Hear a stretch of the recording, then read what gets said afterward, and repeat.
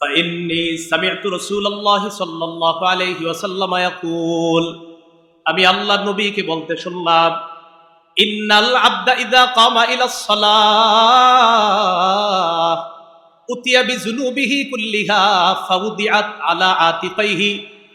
কোন বান্দা যখন নামাজের মধ্যে দাঁড়ায়, বলেন কোন বান্দা যখন কিসে দাঁড়ায়, বলেন তার সব গুনাহগুলা স্তূপ আকারে তার দুই কাঁধের মধ্যে রেখে দেওয়া হয়। আবার বলেন কোন বান্দা যখন নামাজে দাঁড়ায় তার সব গুনাহগুলা স্তূপ আকারে তার দুই কাঁধের মধ্যে রেখে দেওয়া হয়। এতটুকু বুঝছেন সবাই? ফাকুল্লামা রাকাআ আও সাজাদা তাসাকাতাত আন, বান্দা যখন রুকু করে সেজদা করে গুনাহের স্তূপ থেকে তার গুনাহ আস্তে আস্তে ঝরে পড়তে থাকে। নামাজের পূর্ববর্তী কিছু শর্ত আছে, এই শর্তগুলার প্রতি গুরুত্ব আরোপ করা, এগুলা হলো নামাজ কায়েম করা। নামাজ কায়েম দ্বারা আরেকটা উদ্দেশ্য হলো আল মুহাফাজাতু আলা রুকুই ওয়াস সুজুদ, রুকু সেজদাগুলা গুরুত্ব সহকারে ধীরস্থির ভাবে আদায় করা, এটাও নামাজ কায়েম করা। 3 নাম্বার, নামাজ কায়েম দ্বারা উদ্দেশ্য খুশু খুজুর সাথে নামাজ পড়া। 4 নাম্বার, নামাজ কায়েম বা নামাজ প্রতিষ্ঠিত করার দ্বারা উদ্দেশ্য হলো ঘরের প্রতিটা সদস্য নামাজি হলো কিনা এই চেষ্টা অব্যাহত রাখা। 5 নাম্বার, নামাজ কায়েম করা দ্বারা উদ্দেশ্য হলো ঘরে বাইরে সমাজে রাষ্ট্রে নামাজ প্রতিষ্ঠিত করার চেষ্টা, রাষ্ট্রপ্রধান থেকে শুরু করে সবাই এই চেষ্টা অব্যাহত রাখা, এই হলো নামাজ কায়েম করা। এই মৌলিক 5টি কথা বললাম। এবার মূল কথাগুলো একটু মন দিয়ে শুনেন। নামাজ কায়েম দ্বারা প্রথম উদ্দেশ্য বলেছিলাম নামাজের পূর্ববর্তী শর্তগুলার প্রতি গুরুত্ব আরোপ করা। নামাজের পূর্ববর্তী শর্ত কি? এগুলো আমাদের কওমি মাদ্রাসার বাচ্চারাও পারে। শরীর পাক, কাপড় পাক, নামাজের জায়গা পাক, সতর ডাকা, কেবলামুখী হওয়া, অক্তমত নামাজ পড়া, নামাজের নিয়ত করা। ওরা সুন্দরভাবে পড়ে নামাজের ভিতরে বাহিরে 13 ফরজ, বাহিরে 7 ফরজ, এগুলা নামাজের পূর্ববর্তী শর্ত। 1 নম্বর শরীর পাক। শরীর পাক দ্বারা মৌলিক 2টি উদ্দেশ্য, অজু না থাকলে অজু করা, গোসল ফরজ হলে গোসল করা। সূরা মাইদার 6 নম্বর আয়াতে আল্লাহ তাআলা বলেন, ইয়া আইয়ুহাল্লাযীনা আমানু ইযা কুমতুম ইলাস সালাহ ফাগসিলু ওয়ুজুহাকুম ওয়া আইদিয়াকুম ইলাল মারাফিকি ওয়ামসাহু বিরুউসিকুম ওয়া আরজুলাকুম ইলাল কা'বাইন। হে ঈমানদারগণ, যখন তোমরা নামাজের ইচ্ছা করো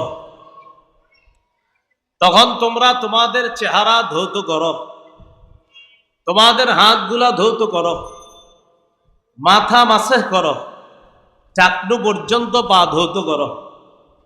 হেদায়া কিতাবের মুসান্নিফ এই আয়াত দিয়ে নামাজের পূর্বে যে অজু, এই অজুর 4 ফরজ, এই 4 ফরজের ফরজিয়ত কিন্তু এটা দিয়ে সাবেত করছে। অজুর ফরজ কয়টা? 4টা, এখানে আছে 4টা। চেহারা ধৌত করা, হাত ধৌত করা, মাথা মাসহ করা, পা ধৌত করা।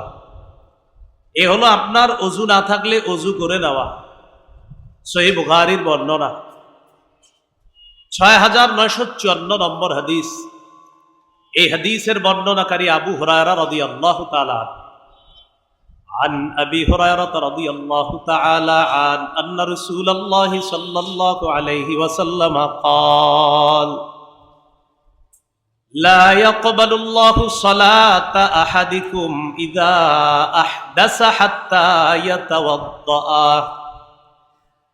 রাসূলুল্লাহ সাল্লাল্লাহু আলাইহি ওয়াসাল্লাম বলেন, আল্লাহ তাআলা তোমাদের কোনো ব্যক্তির নামাজ ততক্ষণ পর্যন্ত কবুল করবেন না যতক্ষণ তার অজু না থাকলে সে অজু না করবে। এই অজু না করা পর্যন্ত, পবিত্র না হওয়া পর্যন্ত তার নামাজ আল্লাহ কবুল করবেন না। এইগুলো অজু না থাকলে অজু করা, গোসল ফরজ হলে গোসল করা, সূরা মাইদার 6 নম্বর আয়াতে আল্লাহ বলেন, ওয়া ইন কুনতুম জুনুবান ফাত্তাহহারু, যদি তোমরা অপবিত্র হও, তোমাদের উপর যদি গোসল ফরজ হয়, ভালোভাবে পবিত্রতা অর্জন করে নাও, গোসল করে নাও। গোসলের 3 ফরজ: ভালোভাবে কুলি করা, নাকে এমনভাবে পানি দেওয়া যেন নাকের ভিতরের নরম অংশ পর্যন্ত পানি পৌঁছে যায়, এই ব্যাপারটা সতর্কভাবে খেয়াল রাখা। মা বোনরা যারা নাকফুল আর কানের দুল পরে, মাঝে মাঝে তারা নাকফুল কানের দুল খুলে রাখে, তারা যখন ফরজ গোসল করবে তারা চেষ্টা করা ছোট্ট ঝাড়ুর শলা বা এই জাতীয় কিছু দিয়ে নাকের ছিদ্র আর কানের ছিদ্রে একটু এইভাবে নাড়াচাড়া করা, যথাসম্ভব সেখানে যেন একটু পানি পৌঁছানো যায় যদি গোসল ফরজ হয়, চেষ্টা করা। আর হলো সারা শরীর ধৌত করা, এই হলো আপনার শরীর পাক, এটা নামাজের পূর্ববর্তী শর্ত, ফরজ। আরেকটি শর্ত হলো কাপড় পাক। সূরা মুদ্দাসসিরের 4 নম্বর আয়াতে আল্লাহ বলেন, ওয়াসিয়াবাকা ফাতাহহির, নবী আপনি আপনার কাপড়গুলো পবিত্র করেন। সহিহ বুখারীর বর্ণনা 227 নম্বর হাদিস। এক মহিলা রাসূলুল্লাহ সাল্লাল্লাহু আলাইহি সাল্লামের কাছে আসলেন। জাআত ইমরাআতুন ইলান নবী সাল্লাল্লাহু আলাইহি ওয়াসাল্লাম, একজন নারী আল্লাহ রাসূল সাল্লাল্লাহু আলাইহি সাল্লামের কাছে আসলেন। আসার পর বললেন, আরাআইতা ইহদানা তাহিদু ফিস সাওবি ফাকাইফা তাসনাউ ইয়া রাসূলুল্লাহ, হুজুর আমাদের কোন নারী, তাদের যদি আল্লাহ প্রদত্ত মাসিক যে অসুস্থতার সম্মুখীন তারা হয়, কেউ হাসবো না, শ্রদ্ধার সাথে শুনবো, নারীরা মাসে যে আল্লাহ প্রদত্ত অসুস্থতার সম্মুখীন হয়, এই অসুস্থতার কারণে তাদের যে অপবিত্র একটা জিনিস শরীর থেকে বের হয়, এই অপবিত্র নাপাকি তাদের কাপড়ের মধ্যে লাগলে এই কাপড় তারা কিভাবে পবিত্র করবে? ফাকালা রাসূলুল্লাহ সাল্লাল্লাহু আলাইহি ওয়াসাল্লাম, তাহুত্তুহু সুম্মা তাকরুসুহু বিল মা ওয়া তানদাহুহু, নবীজি বললেন, 1 নাম্বার, ওই নাপাকি যেখানে লাগবে, নাপাকি লাগার পর যদি সেটা শক্ত হয়ে যায় তাহলে প্রথমে ঘষবে, নাপাকির জায়গাটা কি করবে? ঘষবে। সুম্মা তাকরুসুহু বিল মা, এরপর পানি দিয়ে রিগড়িয়ে নিবে। ওয়া তানদাহুহু, এরপর এটা ভালোভাবে ধৌত করবে, শুকাবে। সুম্মা তুসাল্লি ফিহি, এরপর এই কাপড় পবিত্র হবে, সেই পবিত্র কাপড়ে নামাজ পড়বে। হাদিস থেকে আমাদের মূল উদ্দেশ্য হলো কাপড় পবিত্র করা, এটা নামাজের পূর্ববর্তী শর্ত। এই পবিত্রতা অর্জন করা, কাপড় পবিত্র শরীরে এটা রাখা, এটাও নামাজ কায়েম করা, অর্থাৎ পবিত্র কাপড়ে নামাজ পড়া, এটাও নামাজ কায়েম করা। এরপর হলো নামাজের জায়গা পাক। নামাজের জায়গা পাক, এই পৃথিবীর পুরাটা জমিন আমাদের জন্য পবিত্র। সুবহানাল্লাহ। মানুষ এটাকে অপবিত্র বানায়, ওই অপবিত্র মানুষ বানানোর কারণে সেটাকে পবিত্র করতে হয়। সহিহ বুখারীর বর্ণনা 438 নম্বর হাদিস। এই হাদিসে রাসূলুল্লাহ সাল্লাল্লাহু আলাইহি ওয়াসাল্লাম বলেন, উ'তিতু খামসান লাম ইউ'তাহুন্না আহাদুম মিনাল আমবিয়াই ক্বাবলি, রাসূলুল্লাহ সাল্লাল্লাহু আলাইহি সাল্লাম বলেন, আমাকে 5টি জিনিস দেওয়া হয়েছে, আমার পূর্বে কোন নবীকে এই 5টি জিনিস দেওয়া হয় নাই। বলেন তো আমাদের নবীকে স্পেশাল কয়টি জিনিস দেওয়া হয়েছে? 5টি। 1 নম্বর, নুসিরতু বির-রু'বি মাসিরাতা শাহরিন, রাসূলুল্লাহ সাল্লাল্লাহু আলাইহি সাল্লাম বলেন, আমার প্রভাব 1 মাসের দূরত্ব পর্যন্ত আল্লাহ পৌঁছায় দেয়। আমি কোথাও রওনা করব, আমার ব্যাপারে কাফেরদের অন্তরে আলাদা একটা প্রভাব 1 মাসের দূরত্ব থাকলেও আল্লাহ তাদের অন্তরে এই প্রভাব তৈরি করে দেয়। এই একটা। 2 নম্বর, ওয়াজুইলাত লিয়াল আরদু মাসজিদান ওয়া তাহুরা, এই পৃথিবীর পুরা জমিন আমার জন্য সেজদার স্থান বানিয়ে দেওয়া হয়েছে, আমার উম্মতের জন্য সারা পৃথিবীটা সেজদার স্থান বানিয়ে দেওয়া হয়েছে। সারা পৃথিবীর পুরা জমিনটা আমার জন্য, আমার উম্মতের জন্য পবিত্র বানিয়ে দেওয়া হয়েছে। তাহলে শরীর পাক, কাপড় পাক, নামাজের জায়গা পাক, পুরা পৃথিবীটাই পবিত্র। অপবিত্র হলে এটাকে পবিত্র করা। হাদিসটি শেষ করি। 3 নম্বর,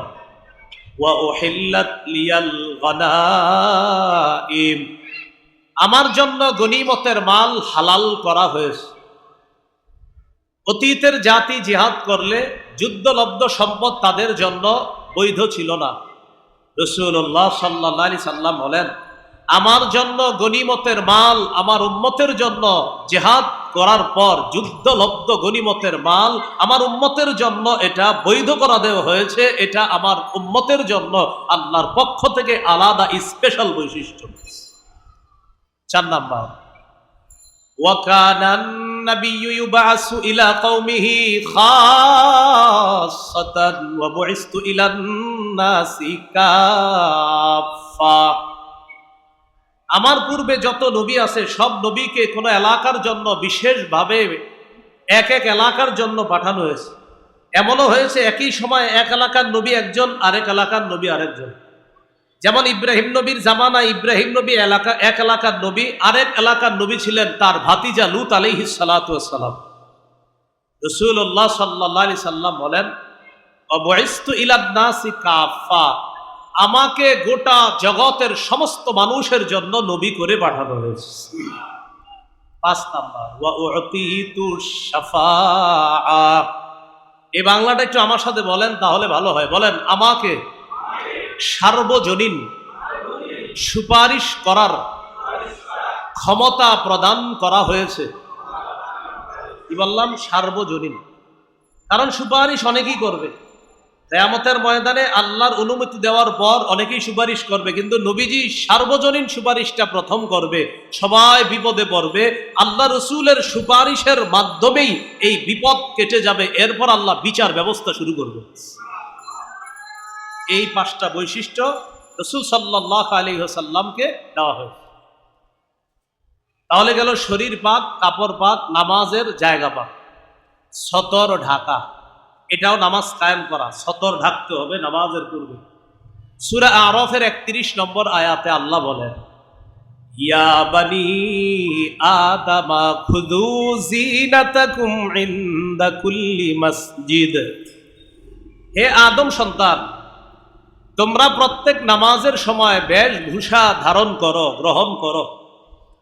সুন্দর পোশাক পরিধান করে নামাজ পড়া উচিত। আপনারা যারা গেঞ্জি পরে নামাজ পড়েন, বিশেষ করে হাফ হাতা গেঞ্জি, নামাজ আপনাদের হয়ে যায়, মাসালা নামাজ হয়ে যাবে, কোনো সন্দেহ নাই। কিন্তু দেখেন, আল্লাহর সামনে দাঁড়াইলে আপনি যদি আপনার মেয়ের জামাইয়ের বাড়িতে যান, আপনি কিন্তু এইভাবে হাফ হাতা গেঞ্জি পরে যাবেন না। আপনি আপনার মেয়ের বাড়িতে বেড়াইতে গেলে এরকম একটা হাফ হাতা গেঞ্জি পরে আপনি যাবেন না। কিন্তু আল্লাহর ঘরে আপনি গেলেন, সেখানে আপনি তো আরেকটু সুন্দরভাবে যাওয়া উচিত ছিল। বাকি আমার এই বয়ান যেন বদ হজম কারো না হয়। এতদিন যারা হাফাতা পরে আসতেন, আপনি আইসেন, এই বয়ানের কারণে আবার নামাজ ছেড়ে দিয়ে আইসেন, হাফাতা পরেই বইলেন, এমন যেন না হয় যে না আমরা যাব না, এমন না, আপনি আইসেন। বলছিলাম বেশভূষা ধারণ করা, এইগুলো আপনার সতর ঢাকা। নামাজের পূর্ববর্তী আরেকটা শর্ত কেবলামুখী হওয়া। সূরা বাকারার 149 নম্বর আয়াতে আল্লাহ তাআলা বলেন, ফাওয়াল্লি ওয়াজহাকা শাতরাল মসজিদিল হারাম। আপনি আপনার চেহারাটা মসজিদে হারামের দিকে ফিরান। নবীজি বাইতুল মুকাদ্দাসের দিকে ফিরে 17-18 মাস নামাজ পড়লেন। নবীর মনে মনে চায় যে কেবলার কাবার দিকে যেন হয়ে যায়। নামাজ পড়তেছে বাইতুল মুকাদ্দাসের দিকে ফিরে, তো মনের চাওয়া হলো, আহারে কাবা ঘরটা যদি কেবলা হতো। এটা নবীর মনের চাওয়া। বারবার আসমানের দিকে তাকায়, মুখ দিয়ে বলে না, কিন্তু মনের চাওয়া হলো আল্লাহ যদি কেবলাটা কাবার দিকে করতেন। আল্লাহ তাআলা বলেন, কদ নারা তাকাল্লুবা ওয়াজহিকা ফিস সামা। হাবিব, বারবার যে মাথা উপরে আর নিচে নামান, আমি আল্লাহ কিন্তু জানি বিষয়টা, আমি দেখি। কেন করেন এটা? আপনি কেন করেন? আমি দেখি। ফালানুওয়াল্লিয়ান্নাকা কিবলাতান তারদাহা, আমি আল্লাহ ওয়াদা করছি আপনার মনে যেই কাবাকে কেবলা চাইতেছেন অচিরেই আমি আপনাকে সেদিকে আবার কেবলা বানিয়ে নামাজ পড়ার ব্যবস্থা করতেছি। নামাজ চলাকালীন 2 রাকাত হয়ে গেছে, আরো 2 রাকাত বাকি। ওই মুহূর্তে বিধান আইসা গেছে, জিবরিল আমিন আইসা বললেন বাস এখনই ফিরে যান। ওই মুহূর্তে আল্লাহ তাআলা আবার কাবার দিকে কেবলাকে করে দিয়েছে। এই হলো আপনার কেবলামুখী হওয়া। আরেকটা শর্ত হলো ওয়াক্ত মতো নামাজ পড়া। সূরা নিসার 103 নম্বর আয়াতে আল্লাহ তাআলা বলেন, ইন্নাস সালাতা কানাত আলাল মুমিনিনা কিতাবাম মাওকুতা, নিশ্চয়ই আল্লাহ তাআলা মুমিনদের উপর সময় মতো নামাজ ফরজ করে দিয়েছেন। তো যাই হোক, এখানে অনুবাদ হলো নিশ্চয়ই নামাজ মুমিনদের উপর সময় মতো ফরজ। নিশ্চয়ই নামাজ মুমিনদের উপর সময় মতো ফরজ। সহিহ বুখারীর বর্ণনা 527 নম্বর হাদিস। হাদিসের বর্ণনাকারী আব্দুল্লাহ ইবনে মাসউদ রাদিয়াল্লাহু তাআলা তিনি বলেন, সাআলতু রাসূলুল্লাহ সাল্লাল্লাহু আলাইহি ওয়াসাল্লাম আইয়ুল আমালি আহাব্বু ইলাল্লাহ, ইয়া রাসূলুল্লাহ আল্লাহর কাছে সবচেয়ে পছন্দের আমল কোনটি? নবীজি বললেন, আস-সালাতু আলা ওয়াক্তিহা, সময় মতো নামাজ পড়া এটা হলো আল্লাহর কাছে সবচেয়ে পছন্দের আমল। আলা সুম্মা আইয়ুন ইয়া রাসূলুল্লাহ, হুজুর এরপর আল্লাহর কাছে সবচেয়ে পছন্দের আমল কোনটি? নবীজি বললেন, বিররুল ওয়ালিদাইন, পিতা মাতার আনুগত্য করা, তাদের সেবা শুশ্রূষা করা, তাদের আনুগত্য করা। আলা সুম্মা আইয়ুন ইয়া রাসূলুল্লাহ, হুজুর এরপর আল্লাহর কাছে সবচেয়ে পছন্দের আমল কোনটি? রাসূলুল্লাহ সাল্লাল্লাহু আলাইহি সাল্লাম জবাব দিলেন, আল জিহাদু ফি সাবিলিল্লাহ, আল্লাহর রাস্তায় জিহাদ করা। আল্লাহর রাস্তায় কি করা? জিহাদ করা। তাহলে বলেন তো এই তিনটার মধ্যে সবচেয়ে পছন্দের আমল কোনটি? বলেন, সময় মতো নামাজ পড়া। আল্লাহর কাছে সবচেয়ে পছন্দের আমল কোনটি বলেন তো? সময় মতো নামাজ পড়া। সময় মতো নামাজ আমরা অবশ্যই পড়ব। একটি হাদিস শোনায় আপনাদেরকে, তারপর আপনারা সিদ্ধান্ত নিয়েন। এতদিন যারা 3 ওয়াক্ত পড়তেন, আজকে থেকে বাকি আরো 2 ওয়াক্ত পড়বেন কিনা। এতদিন যারা 4 ওয়াক্ত পড়তেন, ফজর পড়তেন না, সিদ্ধান্ত নিবেন এখন থেকে ফজরও পড়বেন কিনা। অথবা এতদিন যারা সাপ্তাহিক মুসল্লি ছিলেন, এখন থেকে একটু নিয়ত করেন, না সপ্তাহের পাশাপাশি দৈনিক কিছু নামাজ পড়াও দরকার কিনা, তো সিদ্ধান্ত নেন। সহিহ বুখারীর বর্ণনা 687 নম্বর হাদিস।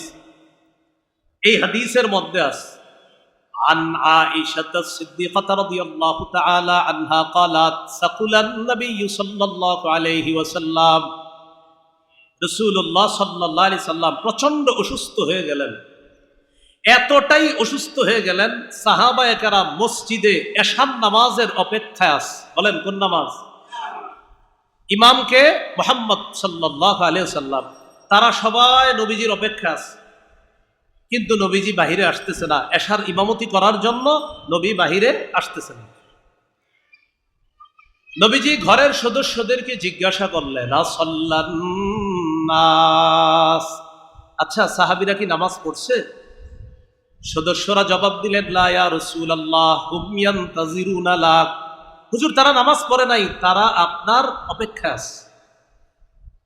নবীজি সাল্লাল্লাহু আলাইহি সাল্লাম বললেন, তাহলে এক কাজ করো, দুউলি মাআন ফিল মিখদাব, আমার জন্য পানির ব্যবস্থা করো, আমি গোসল করব।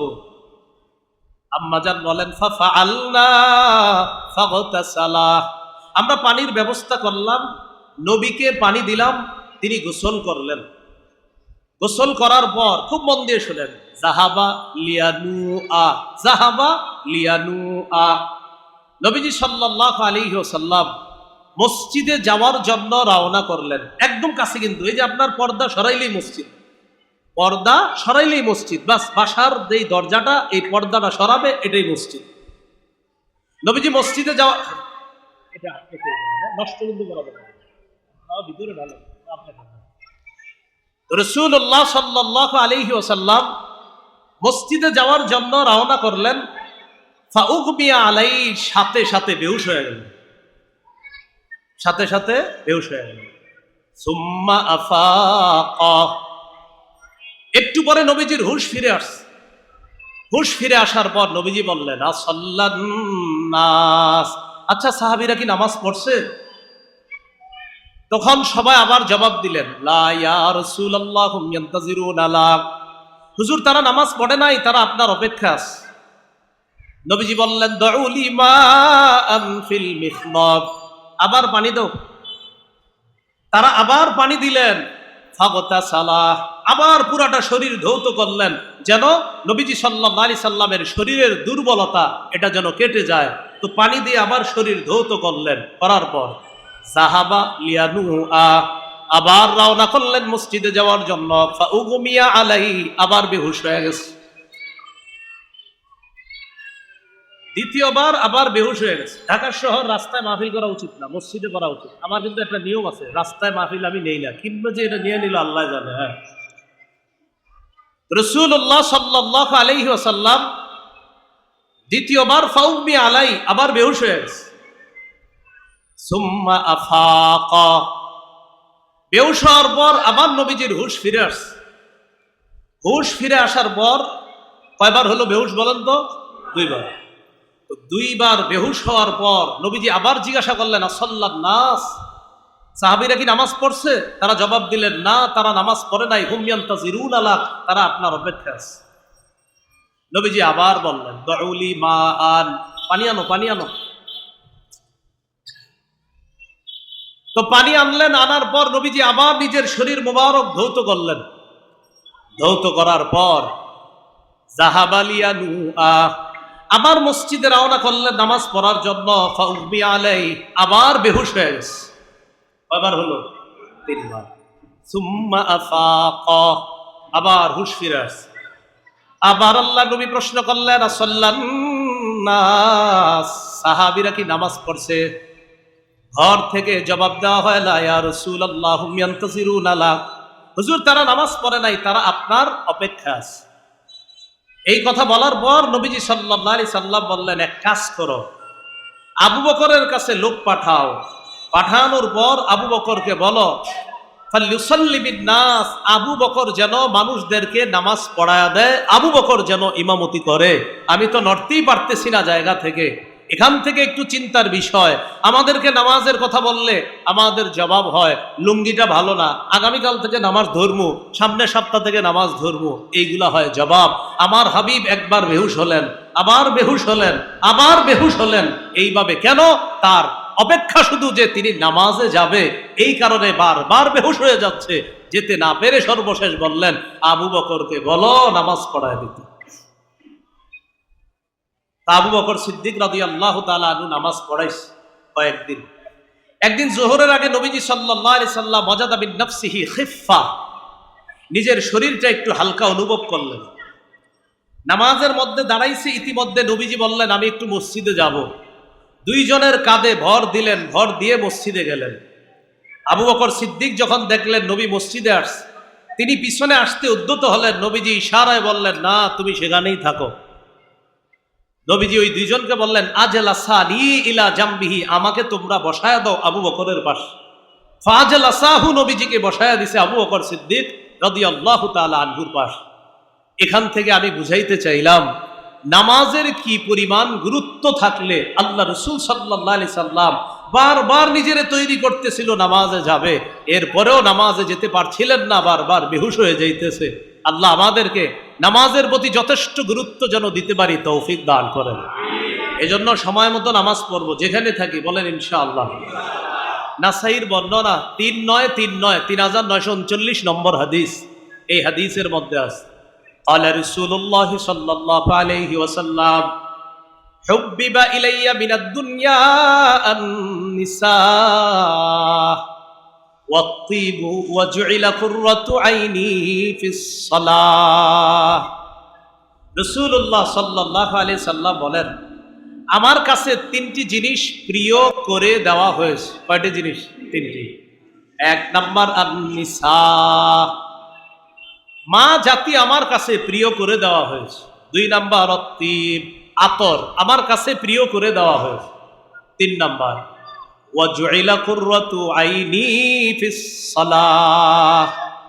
নামাজের মাধ্যমে আমার চোখের শীতলতা, নামাজের মাধ্যমে আমার চোখ শীতল হয়ে যায়। এই নামাজকে আমার চোখের শীতলতার কারণ বানিয়ে দেওয়া হয়েছে। এই জন্য প্রিয় ভাইয়েরা, 5 ওয়াক্ত নামাজ সময় মতো আমরা আদায় করার চেষ্টা করব। সকলে বলি ইনশাআল্লাহ। রাসূলুল্লাহ সাল্লাল্লাহু আলাইহি ওয়াসাল্লাম নামাজে কি পরিমাণ দাঁড়িয়ে থাকতেন? নবীর একজন সাহাবী বলেন, সহিহ বুখারীর 1135 নম্বর হাদিস, এই হাদিসের মধ্যে আছে, সাহাবী বলেন, একদিন আমি নবীর সাথে রাতের বেলা নামাজ পড়ার জন্য নবীর কাছে গেলাম, মানে তাহাজ্জুদ নামাজ। আমি নবীজির সাথে রাতে দাঁড়াইলাম তাহাজ্জুদ পড়ার জন্য। বুখারীতে পাবেন বর্ণনাটা 1135 নম্বর হাদিস। মোট হাদিস সংখ্যা হবে 7563 ফাতুল বারী অনুযায়ী। তো সাহাবী বলেন, আমি নবীর সাথে নফল নামাজে দাঁড়াইলাম। বলেন, জানো আমি কি নিয়ত করছি? লাকাদ হামামতু আমরা সাউইন, আমি একটা অন্য নিয়ত করে ফেললাম নামাজের মধ্যে। কি নিয়ত? হ্যাঁ, একটা নিয়ত করছি, যে নিয়তটা তত ভালো না, অন্য একটা নিয়ত করছি। তো সবাই ধরছে, বলেন না কি নিয়ত? তো তিনি জবাব দিলেন, আমি নিয়ত করেছি যে আমি নামাজ ছেড়ে দিব, নামাজ ছেড়ে দিয়ে আমি বসে যাব। তো বললেন, কেন? এত লম্বা সময় নবীজি নামাজে দাঁড়ায় রয়েছে, পরে আমি নিয়ত করে ফেলছি আমার দ্বারা আর সম্ভব না, আমি নামাজ ছেড়ে দেই, আমি বসে যাই। আল্লাহর পরে যিনি শ্রেষ্ঠ, আগে পরে যার কোনো গুনাহ নাই, তিনি এই পরিমাণ সময় সালাতের মধ্যে কাটায় দেন। আল্লাহ আমাদেরকে কথাগুলা বুঝার তৌফিক দান করেন। আবু হুরায়রা রাদিয়াল্লাহু তাআলা আনহুর বর্ণনা, তিনি বলেন, আমার রাসূলুল্লাহ সাল্লাল্লাহু আলাইহি ওয়াসাল্লাম হাত্তা তাওয়াররামাত কদামা, নবীজি নামাজের মধ্যে দাঁড়াইতেন, তার পা মুবারক ফুলে যেত। নবীজিকে বলা হলো, কদ গফারাল্লাহু লাকা মা তাকদ্দামা মিন যামবিকা ওয়া মা তাআখার। ইয়া রাসূলুল্লাহ, আপনার আগে পরে কোনো গুনাহ নাই, এরপরেও আপনি এত লম্বা সময় নামাজে কেন দাঁড়িয়ে থাকেন? আপনার পা পর্যন্ত ভুলে যায়। নবী জবাব দিলেন, আফালা আকুনু আবদান শাকুরা, আমি কি আল্লাহর শুকরগুজার বান্দা হব না? আমি আল্লাহর বেশি শুকরিয়া আদায় করার জন্য আমি নামাজের মধ্যে দাঁড়াই, আর এই নামাজ দিয়ে আমার চোখের শীতলতার কারণ হয়, তাই নামাজে আমার পা ফুলে যায়। কেন? আমি আল্লাহর বেশি শুকরিয়া আদায় করার জন্য আমি লম্বা সময় নামাজে কাটাই দিয়েছি। মনে আসেনি নামাজের পূর্ববর্তী শর্ত 6 নম্বর, ওয়াক্ত মতো নামাজ পড়া। নামাজ ওয়াক্ত মতো পড়বো তো ইনশাল্লাহ আমরা। 7 নম্বর শর্ত হলো নামাজের নিয়ত করা। সহিহ বুখারীর বর্ণনা 1 নম্বর হাদিস, ওমর ইবনুল খাত্তাব রাদিয়াল্লাহু তাআলা আনহু থেকে বর্ণনা, তিনি বলেন, রাসূলুল্লাহ সাল্লাল্লাহু আলাইহি সাল্লাম বলেছেন, ইন্নামাল আ'মালু বিন্নিয়াত, আমলের প্রতিদান নির্ভর করে নিয়তের সাথে। আমলের প্রতিদান নির্ভর করে নিয়তের সাথে। মনে আছে নামাজ কায়েম করা দ্বারা কয়টা উদ্দেশ্য? কয়টা? 5টা। বুঝলে গেছেন কয়টা? 1 নাম্বার, নামাজের পূর্ববর্তী শর্তগুলা গুরুত্ব দেওয়া, এই হলো প্রথম আলোচনা গেল। 2 নম্বর কি ছিল নামাজ কায়েম দ্বারা উদ্দেশ্য? আল মুহাফাজাতু আলা রুকুই ওয়াস সুজুদ, রুকু সেজদাগুলা গুরুত্ব সহকারে আদায় করা, ধীরস্থির ভাবে রুকু করা, ধীরস্থির ভাবে সেজদা করা। সহিহ বুখারীর বর্ণনা 757 নম্বর হাদিস।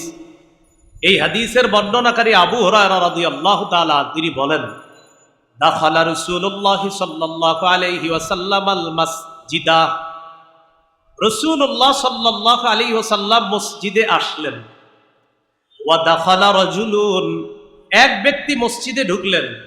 ঢুকার পর ফাসাল্লাহ, তিনি নামাজ পড়লেন। আমি আবার বলছি, নবীজি মসজিদে প্রবেশ করলেন, প্রবেশ করে এক জায়গায় বসে আছে। আরেক ব্যক্তি মসজিদে ঢুকে নামাজ পড়লেন, তার নামাজটা আল্লাহ নবী দেখলেন। ভাই সবার বুঝে আসছে কথাটা? তো তিনি নামাজ পড়ার পর সাল্লামা আলা রাসূলিল্লাহি সাল্লাল্লাহু আলাইহি ওয়াসাল্লাম, তিনি আল্লাহ নবীকে একটা সালাম দিলেন, আসসালামু আলাইকুম। ফারাদ্দা আলাইহি, আল্লাহ নবী সালামের জবাব নিলেন। সালামের জবাব নেওয়ার পর আল্লাহ নবী বললেন, ইরজি ফাসাল্লি ফাইন্নাকা লাম তুসাল্লি, যাও নামাজ পড়ো, তুমি নামাজ পড়ো নাই। ওই ব্যক্তিকে বললেন, যাও নামাজ পড়ো, তুমি নামাজ পড়ো নাই। নবীজি বললেন, যাও তুমি নামাজ পড়ো, তুমি নামাজ পড়ো নাই। ফারাজা ইউসাল্লি কামা সাল্লাহ, তিনি আবার ফিরে গেলেন, আবার আগের মতোই নামাজ পড়লেন। নামাজ পড়ার পর নবীজির কাছে আয়েশা সালাম দিলেন। সালাম দেওয়ার পর আল্লাহ নবী সালামের জবাব নেওয়ার পর বললেন, ইরজি ফাসাল্লি ফাইন্নাকা লাম তুসাল্লি, তুমি পুনরায় যাও, আবার নামাজ পড়ো, তুমি নামাজ পড়ো নাই। কয়বার হলো? দুইবার। ফারাজা ইউসাল্লি কামা সাল্লা, তিনি আবার ফিরে গেলেন, আবার নামাজ পড়লেন, আবার নবীকে সালাম দিলেন। নবী সালামের জবাব দিয়ে বললেন, ইরজি ফাসাল্লি ফাইন্নাকা লাম তুসাল্লি সালাসা, তিনবার বললেন যাও নামাজ পড়ো, কেননা তুমি নামাজ পড়ো নাই। আসলে বলেন তো আমাদের মতে তিনি কয়বার নামাজ পড়ছে? তিনবার। কিন্তু নবী বারবার বলেন তুমি কি পড়ো নাই নামাজ। কেন? এই ব্যক্তি কি বলে দেখেন, ওয়াল্লাযী বাআসাকা বিল হাক্কি মা উহসিনু গায়রাহ ফাআল্লিমনি ইয়া রাসূলুল্লাহ, ওই আল্লাহর কসম যিনি আপনাকে সত্য সহ প্রেরণ করেছেন, হুজুর আমি এর চাইতে ভালো নামাজ আর পারি না, আপনি আমারে শিখাইয়া দেন। আমি বারবার যদি পাঠান আমি এইভাবেই নামাজ পড়বো, আপনি আমারে শিখাইয়া দেন।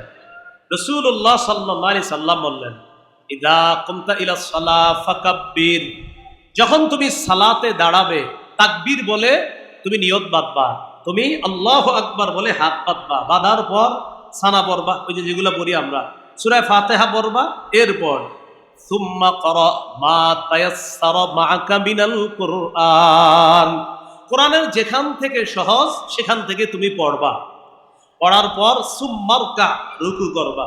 কি করবা? রুকু। এখন আমরা দেখবেন আমরা রুকুতে গেলেই খুব দ্রুত ওঠার জন্য চেষ্টায় থাকি। নবীজি বললেন না, হাত্তা তাতমাইন্না রাকিআ, যতক্ষণ তোমার ইতমিনান না হবে ধীরস্থির ভাবে তুমি রুকু করতে থাকবা। সুম্মা রফা, এরপর তুমি মাথা উঠাবা। মাথা উঠানোর পর দেখবেন অনেকে বাঁকা হয়ে থাকে। ইমাম সাহেবের বুঝায়, হুজুর তাড়াতাড়ি সেজদায় যান, আমি তো বাঁকা হয়ে আছি। মানে উনি এভাবে দাঁড়াবে, সোজা হয়ে দাঁড়ায় না। ইমাম সাহেব সামি আল্লাহু লিমান হামিদা বলছে, তো আমরা পিছন থেকে কি বলি? রব্বানা ওয়ালাকাল হাম বা লাকাল হাম বা আল্লাহুম্মা রব্বানা লাকাল হাম, যেটাই বলি আমরা। হামদান কাসীরান তাইয়িবান মুবারাকান ফিহ, এতটুকু সর্বোচ্চ বলি। তো বলার পর অনেকে দেখবেন সোজা হয়ে দাঁড়ায়, আর অনেকে এইভাবে বাঁকা হয়ে থাইকা বুঝায়, হুজুর তাড়াতাড়ি সেজদায় যান, আমি তো টেনশনে আছি, আপনি যান সেজদায়। তো নবীজি বলেন না, হাত্তা তা'তাদিলা কাইমা, তুমি সোজা হয়ে দাঁড়াবা। প্রিয় ভাইয়ারা একটু বলেন তো রুকু থেকে কি হয়ে দাঁড়াতে হবে? সোজা। সুম্মাসজুদ, এরপর তুমি সেজদা করবা। সেজদায় যাওয়ার পর হাত্তা তাতমাইন্না সাজিদা, ধীরস্থির ভাবে সেজদা করবা। সুম্মা ফা, এরপর তুমি সেজদা থেকে মাথা উঠাও। মাথা উঠানোর পর দুই সেজদার মাঝখানে বসো। হাত্তা তাতমাইন্না জালিসা, দুই সেজদার মাঝখানে তুমি ধীরস্থির ভাবে বসবা। দুই সেজদার মাঝখানে তুমি কি করবা? ধীরস্থির ভাবে বসবা। এখন দুই সেজদার মাঝখানে একটু তাকান, উল্টা কি হয়? দুই সেজদার মাঝখানে আবার অনেকে কি করে, এক সেজদা দিয়ে ওই আবার বাঁকা হয়ে থাকে। দুই সেজদার মাঝখানে বাঁকা হয়ে থাকে, বুঝায় যে হুজুর দ্বিতীয় সেজদায় তাড়াতাড়ি যান। কোন কোন ক্ষেত্রে এতটাই বাঁকা হয়ে থাকে যে দুই সেজদা মিলে সেজদা হয় একটা। কোন কোন ক্ষেত্রে এতটাই বাঁকা হয় যে দুই সেজদা মিলে সেজদা হয় কয়টা? এখন বলেন এক রাকাতে সেজদা ফরজ কয়টা? উনি দুই সেজদা মিলে সেজদা করে যদি একটা, তা তো নামাজ হলো না। এই জন্য অনেকে এতটাই বাঁকা থাকে যে দুই সেজদা মিলে সেজদা হয়ে যায় একটা। এটা করা যাবে না। দুই সেজদার মাঝখানে সোজা হয়ে বসা। বসার পর যদি পারেন পড়েন আমার সাথে, আল্লাহুম্মা গফিরলি, আল্লাহুম্মা গফিরলি। এতটুকু পারবেন তো? যদি পারেন আরেকটু বাড়াইতে পারেন, বলেন ওয়ারহামনি, আল্লাহুম্মা গফিরলি ওয়ারহামনি। একটু সহজ আছে কিন্তু একটু আপনি পড়েন, আরো আছে। ওয়ারহামনি ওয়াজবুরনি ওয়ারফানি ওয়াহদিনি ওয়াআফিনি ওয়ারযুকনি, এতগুলো দরকার নেই। আপনি শুধু আল্লাহুম্মা গফিরলি পড়েন, আর যদি আরেকটু পারেন ওয়ারহামনি পড়েন। এই দুইটা জামে মানে কথা, অনেক কিছু এসে যায় এটার মধ্যে। দুই সেজদার মাঝখানে বসে এটা পড়ার পর আবার সেজদা করবেন ধীরস্থির ভাবে। নবীজি বললেন এই হলো তোমার এক রাকাত, বাকি রাকাতগুলা তুমি এইভাবে যদি পড়ো এটা হবে তোমার নামাজ। এতক্ষণ যেগুলা পড়ছো এগুলা তোমার নামাজ না, এইভাবে যদি পড়ো এটা হবে তোমার নামাজ। আল্লাহ আমাদের সকলকে রুকু সেজদাগুলা যথেষ্ট গুরুত্ব সহকারে আদায় করে যেন নামাজ পড়তে পারি, আল্লাহ তৌফিক দান করুন। বলেন আমার সাথে, নফল নামাজে আমরা যেমনি ভাবে লম্বা কেরাত পড়ব, পাশাপাশি রুকুগুলোও লম্বা করব, সেজদাও লম্বা করব। দাঁড়িয়ে কেরাত এটা একটু লম্বা হবে নফল নামাজে। ইয়াসিন সূরা যারা পারেন পড়লেন প্রথম রাকাতে, দ্বিতীয় রাকাতে সূরা মুলক বললেন। আর যারা ফালাক নাস পারেন তাদের কাছে ওয়াদ্দুহা এটাই বড় সূরা, পরের রাকাতে আলাম নাস সহ পড়তে পারেন, তিনই পড়তে পারেন, এগুলা পড়বেন। আর রুকুটা একটু লম্বা করবেন, সিজদাও লম্বা করবেন। নফলে কেন রুকু সিজদা লম্বা করবেন একটা আপনাদেরকে সুন্দর হাদিস শোনাই। নাউজুবিল্লাহ, নবীজির সব হাদিসই সুন্দর, এটা বেশি সুন্দর। এই হাদিসটা শোনেন মন দিয়ে, সহিহুল জামে 1671 নম্বর হাদিস। আব্দুল্লাহ ইবনে ওমর রাদিয়াল্লাহু তাআলা আনহুমা রাআ ইবনে ওমর ফাতান ইউসাল্লি।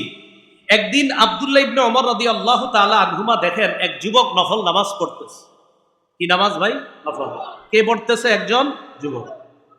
আব্দুল্লাহ ইবনে ওমর দেখলেন ওই যুবক ওই যুবক লম্বা সময় নামাজে দাঁড়িয়ে থাকে, নফল নামাজে লম্বা দাঁড়িয়ে থাকে। সেই তুলনায় রুকু সেজদা লম্বা করে না, রুকু সেজদা সংক্ষেপ করে। নামাজ তো হয়ে যাবে, নফল নামাজে দাঁড়ায় লম্বা সময়, কেরাত পরে লম্বা, কিন্তু রুকু সেজদা শর্ট করে, তো নামাজ তো হয়ে যাবে, সমস্যা নাই। তো আব্দুল্লাহ ইবনে ওমর বললেন, আচ্ছা আইয়ুকুম ইয়ারিফু হাজা, তোমাদের মাঝে এই ছেলেটাকে কেউ চিনো?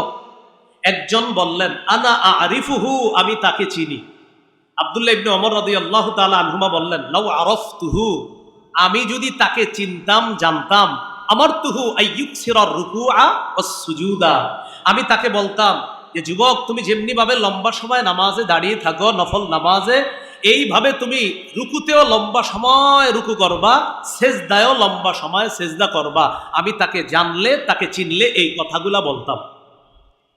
এখন আপনাদের মাথায় আসতে পারে কেন রুকু সেজদা লম্বা করতে হবে? এবার শোনেন। আব্দুল্লাহ ইবনে ওমর বলেন, ফাইন্নী সামি'তু রাসূলুল্লাহি সাল্লাল্লাহু আলাইহি ওয়াসাল্লাম ইয়াকুল, আমি আল্লাহর নবীকে বলতে শুনলাম, ইন্নাল আবদা ইযা কামা ইলাস সালাহ উতিয়া বিযুনুবিহি কুল্লিহা ফাউদিআত আলা আতিকাইহি, কোন বান্দা যখন নামাজের মধ্যে দাঁড়ায়, বলেন কোন বান্দা যখন কিসে দাঁড়ায়, বলেন তার সব গুনাহগুলা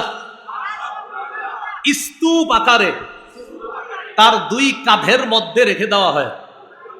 আবার বলেন কোন বান্দা যখন নামাজে দাঁড়ায় তার সব গুনাহগুলা স্তূপ আকারে তার দুই কাঁধের মধ্যে রেখে দেওয়া হয়। এতটুকু বুঝছেন সবাই? ফাকুল্লামা রাকাআ আও সাজাদা তাসাকাতাত আন, বান্দা যখন রুকু করে সেজদা করে গুনাহের স্তূপ থেকে তার গুনাহ আস্তে আস্তে ঝরে পড়তে থাকে। এজন্য রুকু যত লম্বা হবে, সেজদা যত লম্বা হবে, তার গুনাহ ঝরার মাত্রাটাও তত বেশি হবে।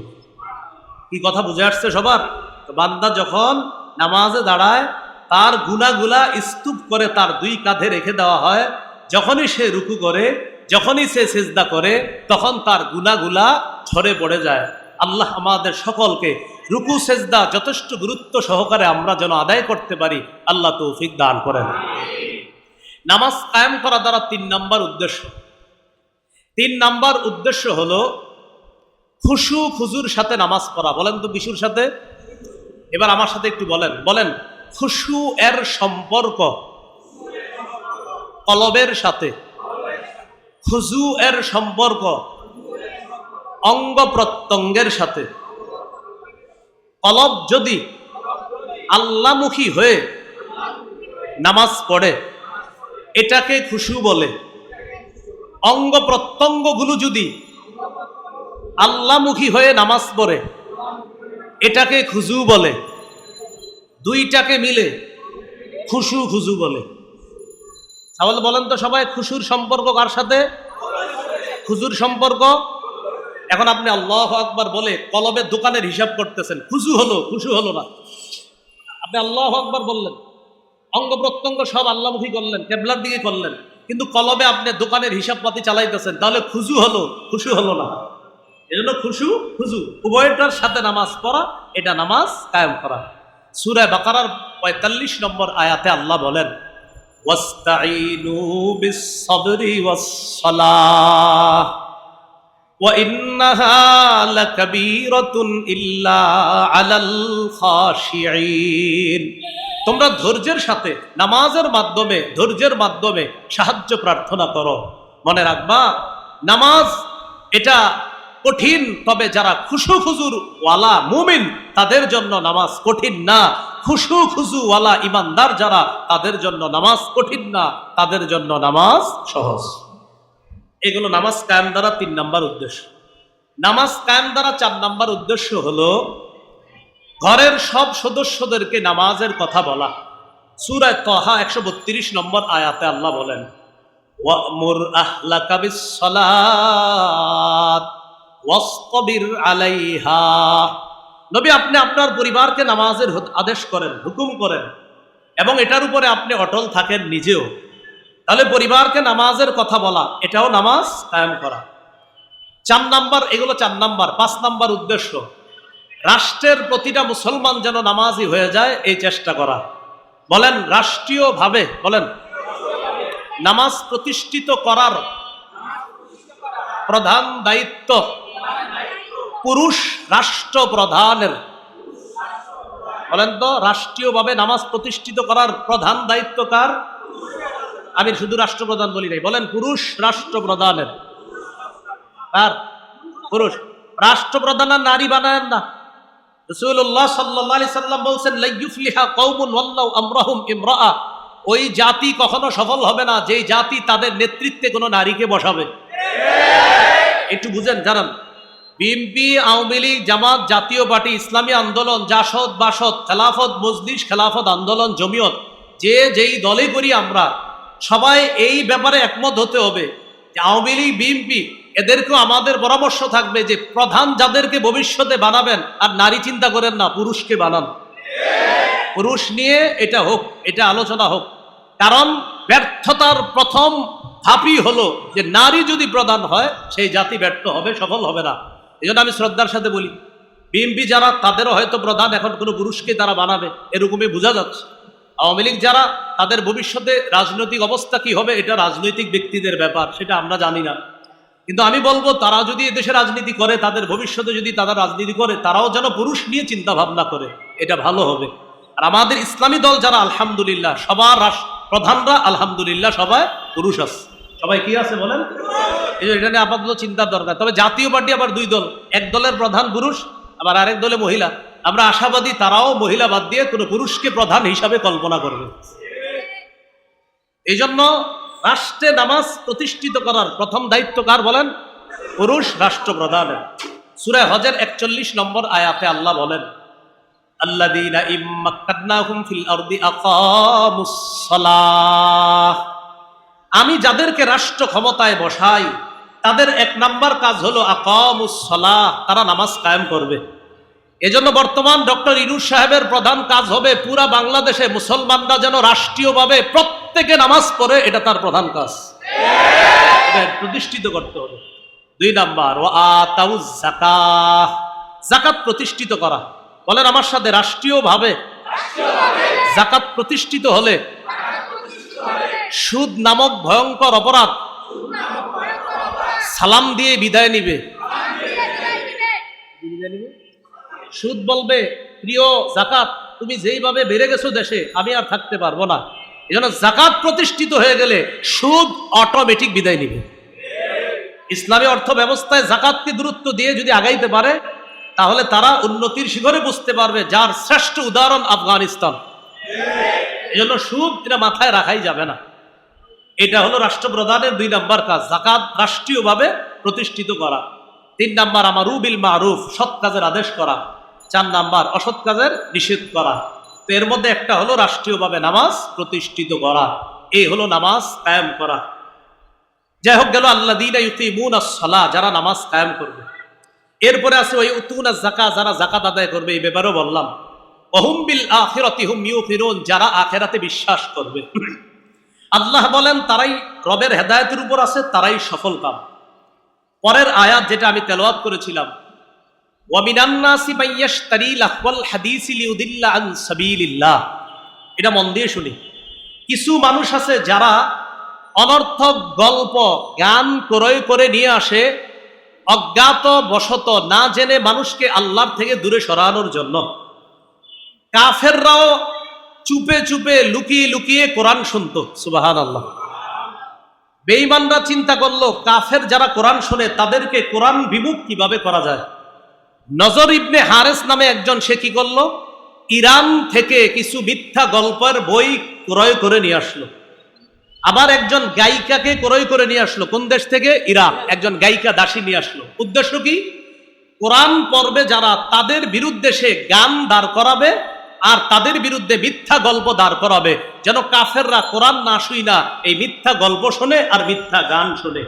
এখন বর্তমানে আমাদের বাংলাদেশে কিছু সাধক, কিছু সন্ন্যাসী, তারা স্টাইল নিয়ে তারা এখন গান মার্কা আর গাঞ্জা মার্কা ইসলাম দেশে প্রতিষ্ঠিত করতে চাইতেছে, যেটার প্রধান হলো গান যুক্তি হওয়া শর্ত। মানে যেটা তাদের ভাবধারা যে না এরকম হওয়া উচিত, এবং বলছে কোরআন কি দলিল, কি বলতেছে কোরআন কি দলিল। তো কি দলিল? গাঞ্জা দলিল। তো এরকম কিছু লোক চাইতেছে যে না, আবার বলতেছে গান হারাম, এটা কোরআনের কোথায় আছে? তাহলে কি নজর ইবনে হারেস ইরান থেকে কিছু গায়িকা ক্রয় করে আনছে, কিছু গান গল্প মিথ্যা গল্প ক্রয় করে আনছে। উদ্দেশ্য কি? কোরআন না শুনে যেন তারা কি শোনে? গান শোনে আর মিথ্যা গল্প শোনে। এটা তারা করলো এবং মোটামুটি অনেকটা তারা এটাতে সফল হলো হালকা, যে কিছু মানুষ সত্যি সত্যি তারা ওই মিথ্যা গল্প শোনে আর গান শুনে। তাহলে কোরআনের বিরুদ্ধে এটা দাঁড় করালো। ঠিক বর্তমান সমাজে অনেক মানুষ এখন গানকে বৈধ বলতে চায়। বৈধ বলার দলিল দেয় কি জানেন? বলে দাউদ নবী গান গাইতে গাইতে নবুয়ত পাইছে। না নাউজুবিল্লাহ, আরো আস্তে কর। গানের দলিল কি? দাউদ নবী গান গাইতে গাইতে নবুয়ত পাইছে। এটা কোনো লিখিত বক্তব্য না, এটা মুখের কথা, ভিডিও আছে। দাউদ নবী গান গাইতে গাইতে কি পাইছে?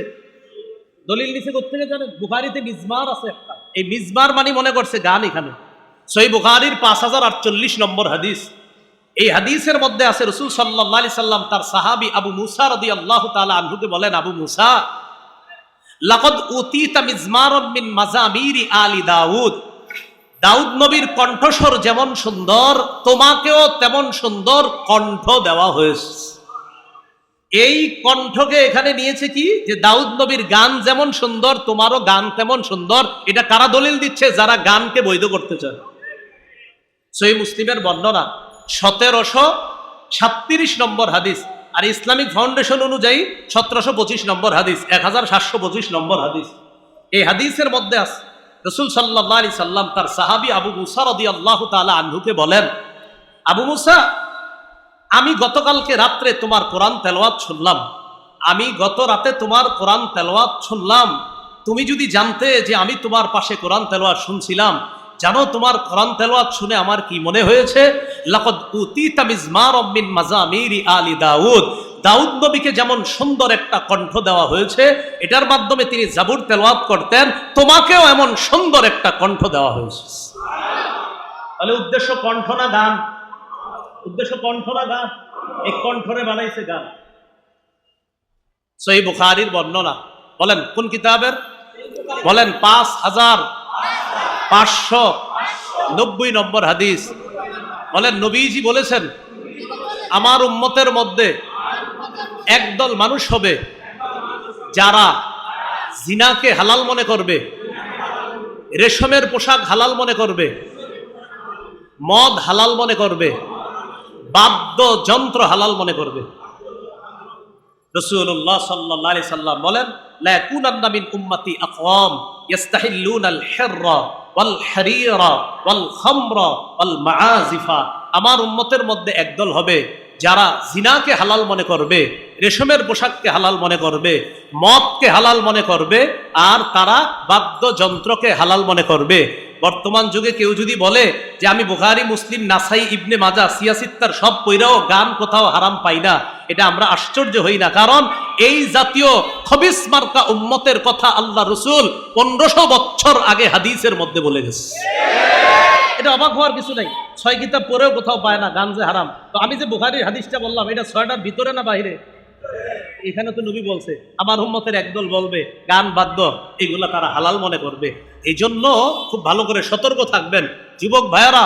কোন মানুষের মাথার মধ্যে সুন্দর একটা কাপড় আর দাড়ি দেখা সন্ন্যাসী স্টাইল ভাব দেখা কারো কিন্তু কথার প্রেমে পড়ে যাবেন না। উল্টাপাল্টা কোনো কথা শুনলে আশেপাশে ইমাম আলেমদের কাছে আসবেন, জানার চেষ্টা করবেন। আল্লাহ তাআলা যেন আমাদের সকলকে সঠিকভাবে আমরা ইসলামের উপর থাকতে পারি, আল্লাহ তৌফিক দান করেন। সুবহানাল্লাহি ওয়া বিহামদিহি, সুবহানাকাল্লাহুম্মা ওয়া বিহামদিক, আশহাদু আল্লা ইলাহা ইল্লা আনতা, আস্তাগফিরুকা ওয়া আতুবু ইলাইক। একটা ঘোষণা দেওয়ার জন্য বলা হয়েছে। আজকের আমার আলোচনাটা আপনারা যাদের সংগ্রহে আমার সংকলন করা মিম্বরের আমানত আছে, এই মিম্বরের আমানতের সংকলনটা আপনারা 6 নম্বর খণ্ডে আজকের লেখাগুলা পাবেন। আজকের আলোচনাগুলা 6 নম্বর খণ্ডে আশা করি আপনারা পেয়ে যাবেন। আজকের আলোচনাগুলা বাংলা বাজারে রাহনুমা প্রকাশনীতে পাবেন। এখানে ওরা গাড়ি দিয়ে নিয়ে এসেছে, আমাকে বলার জন্য বলে দিয়েছি, বলে দিলাম। যাদের টাকা পয়সা আছে আপনারা 6 খণ্ডই নিয়ে নেন। ওলামা সহ অন্য হজরত যারা আছেন সবাই নিতে পারেন, সাধারণ জনগণও নিতে পারেন। প্রত্যেকটা খণ্ড এক এক বিষয়ে সাজানো আছে, সাধারণদের জন্য, আলেমদের জন্য। যাদের সামর্থ্য সুযোগ হয় আপনারা গাড়ি থেকে সংগ্রহ করতে পারেন। আমির ওয়া আখিরু দাওয়ানা আলহামদুলিল্লাহি রাব্বিল আলামিন। আমারে একটু সহজভাবে একটু যাওয়ার ব্যবস্থা করেন, আমি আরেক জায়গায় আসার পরে তাফসিরে বসতে হবে। আল্লাহর রাস্তায় একটু ভিড় করে ফেলুন। গাড়ি সামনে আছে। সালাম আলাইকুম।